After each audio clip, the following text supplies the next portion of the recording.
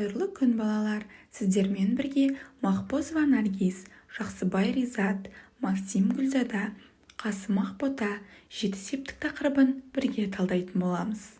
Септік қазақ тіліндегі есім сөздердің сөйлемдегі басқа сөздермен грамматикалық байланысын білдіретін түрлену формасы.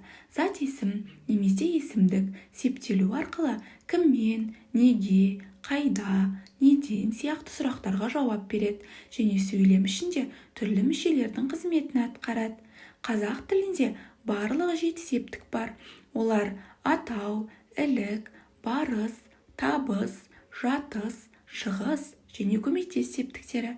Септіктер сөздердің арасындағы байланысты көрсетеді және іс-әрекеттің иесін, орнын, бағытын, себебін, құралын білдіреді. Атау септік сұрағы кім, не, жалғауы жоқ. Енді бірге ойланайық.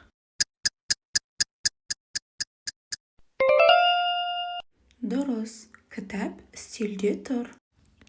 Ілік септік сұрақтары кімнің, ненің, септік жалғаулары нің, дің, тың. Мағынасы бір заттың басқа бір затқа тәуелді, меншікті екенін білдіреді. Мысалы, Алинұрдың дәптері, кімнің дәптері? Алинұрдың.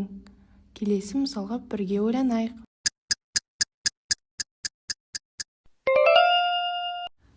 Дұрыс, Гүлдің сабағы. Барыс септік сұрақтары кімге, неге, қайда? Септік жалғаулары ға, ге, қа, ке, на, не.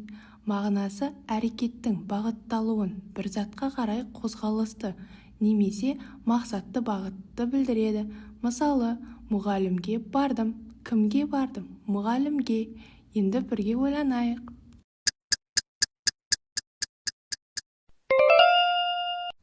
Бұл да дұрыс. Ғалым мектепке бара жатыр. Табыс септігі сұрағы кімді, нені? Септік жалғаулары ны, ды, т. Мағынасы қимылдың объектісін, яғни неге бағытталғанын білдіреді. Мысалы, ол гүлді суарды. Нені суарды? Гүлді. Ал енді бірге ойланайық.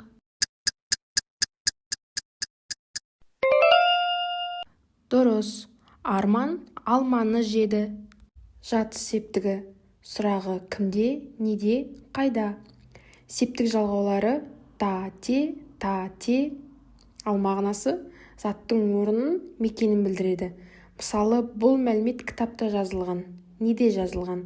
Кітапта. Ал енді бірге ойланайық.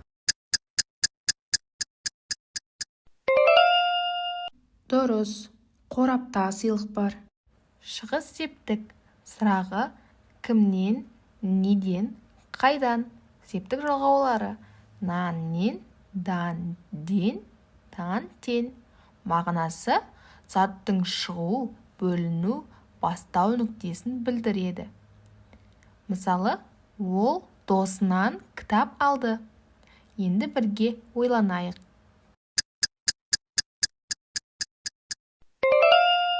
Ол мектептен келді. Дұрыс. Көмектес септік сұрағы кіммен, немен? Септік жалғаулары мен, бен, пен. Мағынасы іс-әрекеттің құралы немесе серігі екенін білдіреді. Мысалы, ол қаламмен жазды. Енді бірге ойланайық. Отбасымен қуанды. Дұрыс.